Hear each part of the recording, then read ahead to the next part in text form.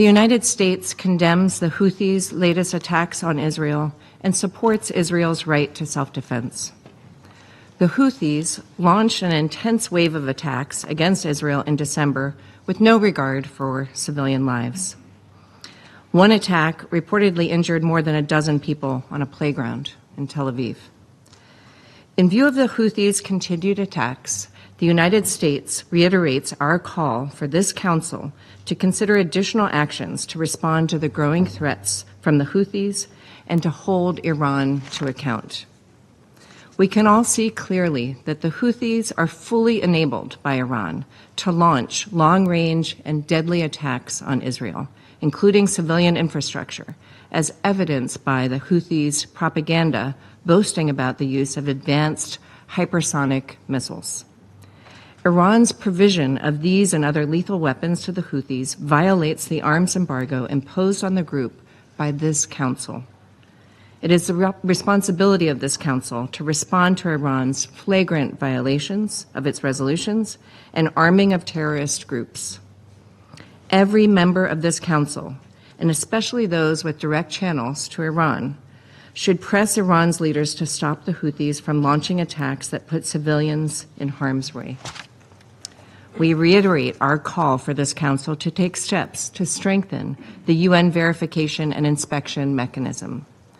UNVIM is a key means in ensuring arms and related material are not illicitly smuggled by Iran and other malign actors to the Houthis. For its part, the United States will not hesitate to protect its own personnel, regional partners, and international shipping. On December 16th, U.S. forces conducted a precision airstrike against a key command and control facility operated by Iran-backed Houthis within Houthi-controlled territory in Sanaa. The facility was a hub for coordinating Houthi operations, including attacks against U.S. Navy warships and merchant vessels in the southern Red Sea and Gulf of Aden. And during an operation on December 21st, U.S. forces shot down multiple Houthi one-way attack uncrewed aerial vehicles and an anti-ship cruise missile over the Red Sea. These actions were consistent with international law and were an exercise of the United States' inherent right to self-defense. They do not constitute a shift in our approach to other conflicts.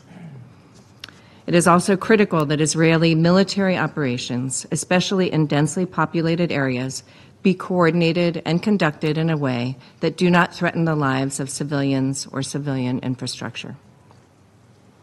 We are thankful to WHO Director General Dr. Tedros Adhanom Ghebreyesus and his team are safe after an Israeli strike on Thursday hit part of the Sanaa airport near where they were located. Dr. Tedros traveled to Yemen on behalf of the UN for work that we all believe is critical. We support the work that the UN and humanitarian partners, including the WHO, who are delivering critical health, nutrition, water, sanitation, and hygiene assistance to the people of Yemen, are doing while facing incredibly perilous circumstances. It is past time for the Houthis to cease their reckless and destabilizing behavior, and this Council should ensure that there are consequences for their actions. Colleagues, this is an especially dangerous moment in the region. It is imperative that we all work to reduce tensions. Just under 1 year ago, we joined together in adopting Resolution 2722 that demanded the Houthis immediately cease all attacks against merchant and commercial vessels. The United States looks forward to extending the resolution's reporting request for an additional 6 months to ensure the Council has accurate and timely information. We believe this reporting should also include information about the origin of ballistic missiles and advanced drones being used in the increasingly sophisticated attacks. We thank Japan for working with us on these resolutions and will look to incoming members of this Council for their support. The situation in the Middle East is a cause for the gravest concern. Unprecedented in scope and length. The violence is not only not ending, but it's on the rise, unfortunately. More and more countries in the region are being sucked into this vicious circle. Yemen is no exception. Around Yemen, over the last 10 days, we've seen further escalation unfold. It's important to figure out the root causes, eschewing a one-sided interpretation of the situation, the degradation of which is being ascribed by our Western colleagues, including today, exclusively to the Ansar Allah movement. However, we shouldn't dismiss the broader context, because many hotspots of tension are today provoked by the actions of Israel against Palestinians, actions which are spurring rejection and condemnation on Arab streets. Madam President, the Houthis' launch of a missile towards Israel in the night of 19th to 20th of December, without a doubt, deserves our condemnation. As far as we know, this missile was intercepted by Israeli air defenses before it crossed the Israeli border, yet fragments did damage a school. Several more strikes followed.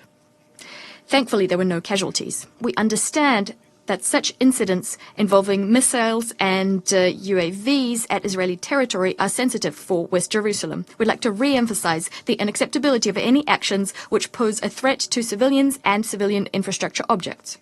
Our sympathies go out to all those affected, including those affected as a result of the strike on Jaffa on the 21st of December. We hope they'll have a swift recovery. Yet the latest incidents following what happened on the 19th of December, including the reaction of Israel's military with the involvement of the US Navy and then the entire self-proclaimed Anglo-Saxon coalition in the Red Sea, is clearly not proportional. It also deserves our condemnation. As a result of massive strikes on Sanaa, the Yemeni capital, as well as Hadeda, Salif and Ras Isa, a minimum 9 people died. Fuel tanks, power stations and tugboats were attacked. A serious blow was dealt to port infrastructure. We're disquieted by reports circulated by the media, including the Israeli media, according to which the IDF Air Force attack on Yemeni ports was planned in advance, so that when, on the 19th of December, Houthis launched rockets, Israeli fighter jets were already in the air. Such circumstances require our careful assessment as a minimum.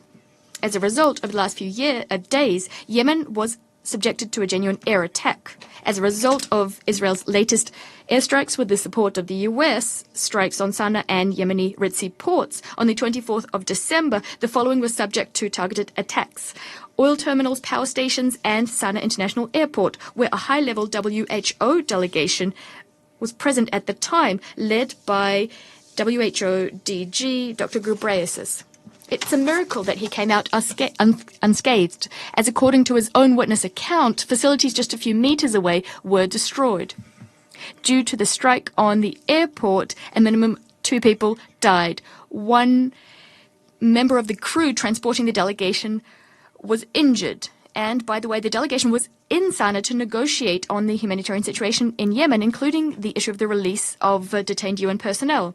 In other words, the US and the UK were hypocritically calling for everything to be done for this personnel to be released. But then they put the lives of those UN negotiators who were trying to negotiate this release at risk. We call on everyone to listen to the SG's statement. He said that attacks on Sanaa and Red Sea ports endanger humanitarian operations in a serious way, at a time when millions of people in Yemen need this humanitarian assistance. It's difficult to characterize Israel's and the Anglo-Saxon coalition's actions as anything but a deliberate escalation, which resulted in casualties amongst civilians in Yemen. It's irrelevant whether these attacks were retaliatory. The scope of destruction is incommensurate. By the way, a similar logic can be seen in the context of Israel's military operation in the Gaza Strip, where, as a result of IDF actions, over 45,000 people have died, civilians. 45,000 civilians. The Israeli military leadership has openly stated its intent to continue its operation in Yemen, aiming to paralyze the activity of the 3 aforementioned ports, which remain the most important artery for the delivery of humanitarian consignments to the country. The ports are where many humanitarian workers are active. We call on all parties involved in aggressive actions being taken against Yemen to exercise restraint and to avoid escalatory action. We must also take steps to protect ordinary Yemenis and humanitarian workers.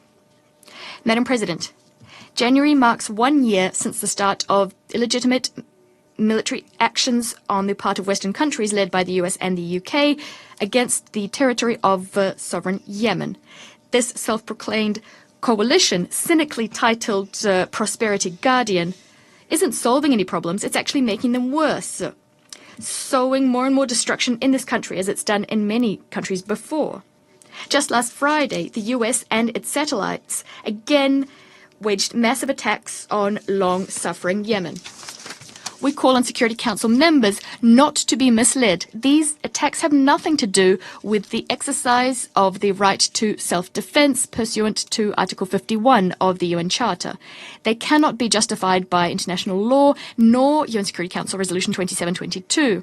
The actions of this so-called coalition are a flagrant violation of Article 2 of the Charter. They are nothing but yet another military aggression being waged by the collective West against a sovereign state.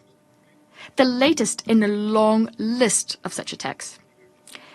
This attack not only does nothing to ease tensions surrounding Yemen, including turmoil in the Red Sea, it's actually spurring further escalation, on top of impeding progress on intra-Yemeni settlement. Yemeni problems should be resolved solely through diplomatic methods. We've been trying to convey this very simple idea to our colleagues on the council. Unfortunately, some of them continue to pretend that they haven't heard what we've been saying. Madam President, the situation in Yemen is tending to further escalate, which ultimately can undo all of the hard-won progress on settlement issues. The key to resolving contradictions within Yemen and surrounding Yemen lies in promoting a process of inter-Yemeni settlement. As a first step, we must launch the implementation of the roadmap as soon as possible. The roadmap which was almost agreed with the participation of the UN and regional states. We're staunchly convinced that progress on the political track in Yemen will foster a reduction and ultimately a cessation of military activities on the part of Ansar Allah. On this note, we call the UN Secretary General's Special Envoy on Yemen, Hans Grunberg, to accelerate the necessary steps and to finalize the necessary arrangements.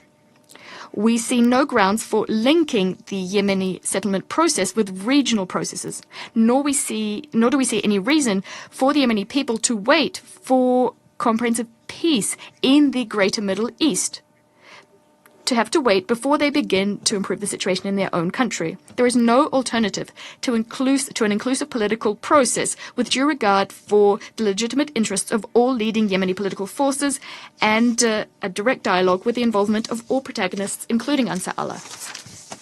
Let me repeat what I said earlier. To achieve sustainable regional solutions and to avoid a repeat of flare-ups of violence, we mustn't lose sight of a key factor for the stabilization at a regional scale, a swift cessation of hostilities in Gaza and a search for solutions for the long-term settlement of issues in Lebanon and Syria.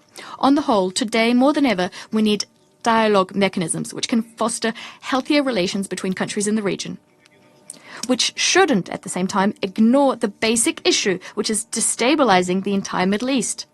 An issue linked to the non-implementation of Security Council and General Assembly decisions regarding the establishment of a Palestinian state. When this happens, a sustainable solution will be found to myriad conflict situations, including ensuring the safety of navigation in the Red Sea region, which is something the Russian Federation is actively seeking. Recently, my phone buzzed with a notification that shocked me to my core. The school I myself attended as a child for 8 years, a place that shaped my earliest memories in my hometown Ramat Gan, was struck by a ballistic missile launched by the Houthis. My own school in my own hometown.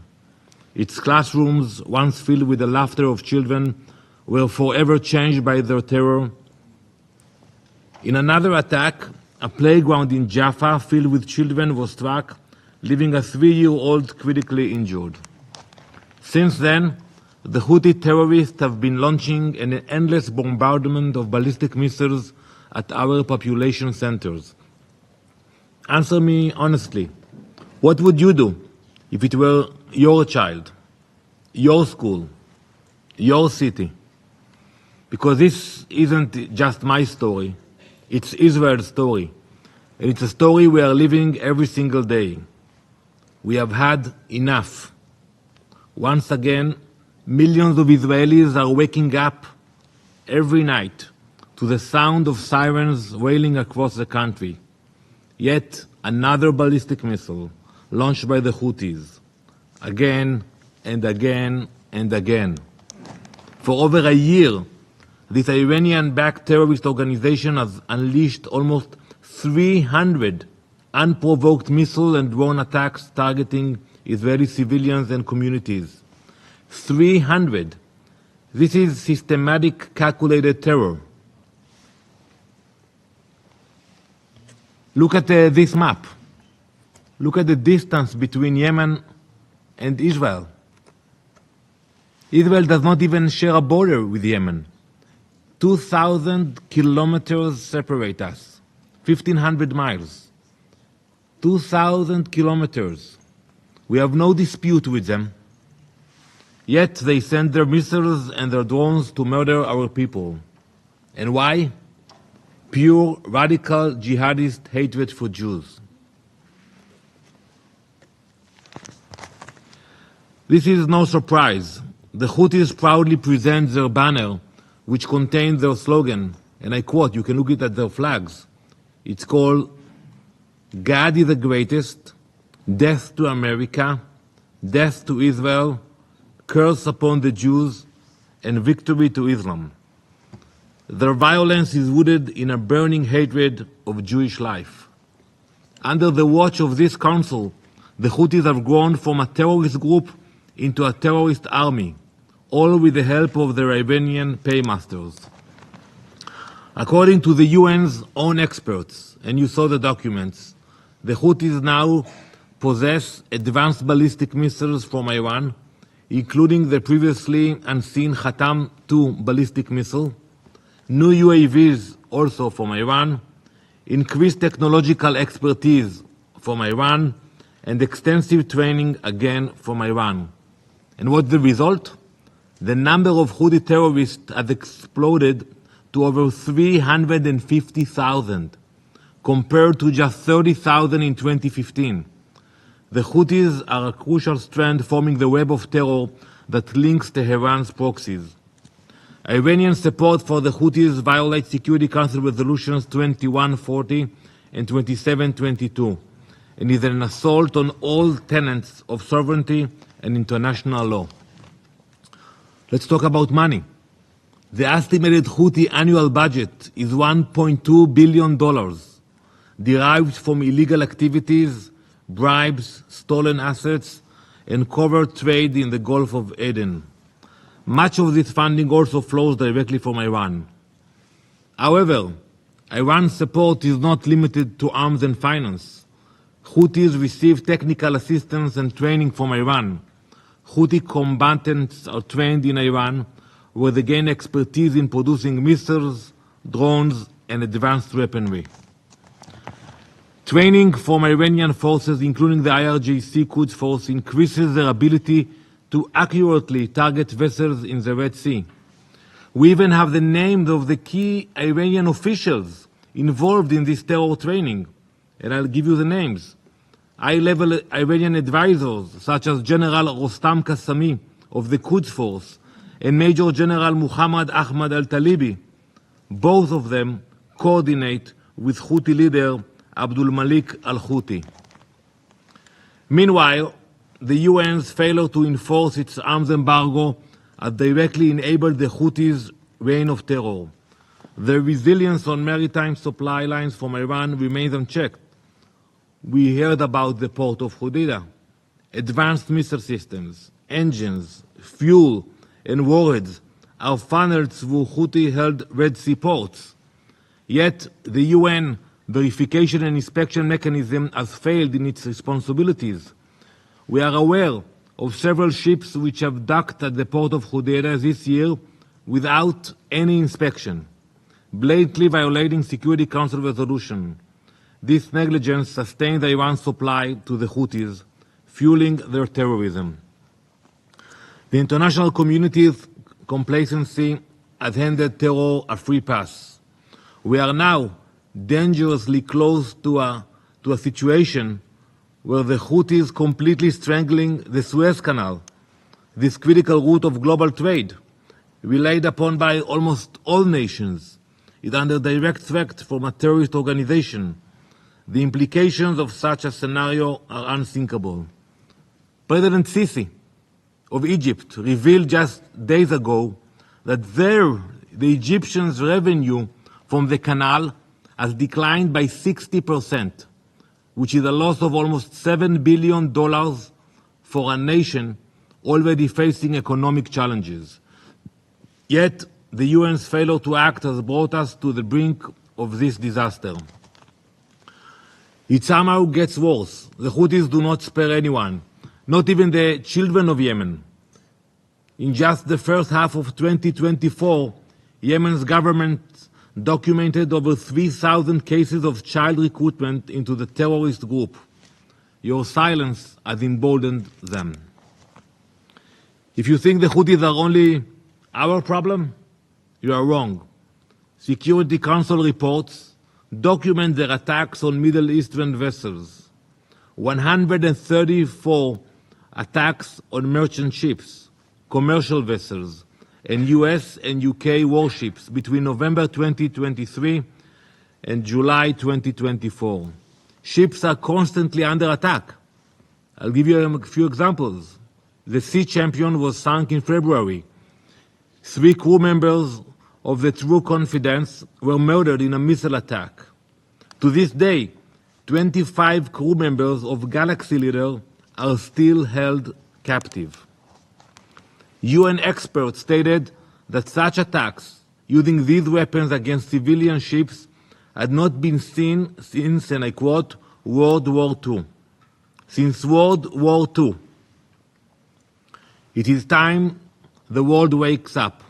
A terror group attacking trade routes, collaborating with global terror networks, and armed by Iran is not just a regional threat. It is a grim warning for the world order. They have been given a green light for terror. But let's truly address the elephant in the room. Iran. Distinguished Council members, the Houthis are nothing more than Iran's weapon in its war against peace. Iran's fingerprints are on every missile, every drone, every attack. Military experts confirmed the Houthis could not achieve their capabilities without Iran's direct support. Their transformation into a terrorist army is Tehran's doing. Yemen's chairman of the Presidential Leadership Council has pleaded for action against Iran's funding of the Houthis. Madam President, we have come to this council not just to address the threats posed by the Houthis, but to challenge the double standards that hangs over this body. Some nations here preach the values of international law and human rights, while turning a blind eye to those who violate these very principles with impunity. Madam President, we have listened to the briefers. We have all heard about what this terrorist organization is doing. Will the Council condemn the Houthis today?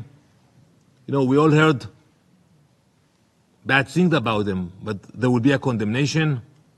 What we are doing here today?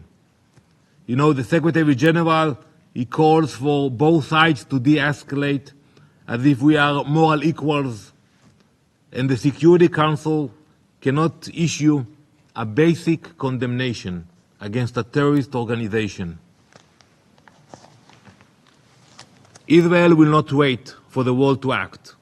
Israel will protect its citizens, no matter how far the threat comes from. If you didn't speak up when our schools were hit, don't speak up when we respond. Don't call for de-escalation when we defend ourselves. Don't equate aggressor and victim. Don't demand restraint from a nation protecting its children. Israel has always acted with strength and resolve to protect its people, and we will not be deterred. If 2,000 kilometers is not enough to separate our children from their terror, it will not be enough to protect their terror from our strengths. Our response will continue to be strong and decisive. It will send a clear message to all who dare to harm our citizens. Israel will not hesitate, and Israel will not forgive. To the Houthis, perhaps you have not been paying attention to what has happened to the Middle East over the past year. Well, allow me to remind you what has happened to Hamas, to Hezbollah, to Assad, to all those who have attempted to destroy us. Let this be your final warning. This is not a threat. It is a promise. You will share the same miserable fate.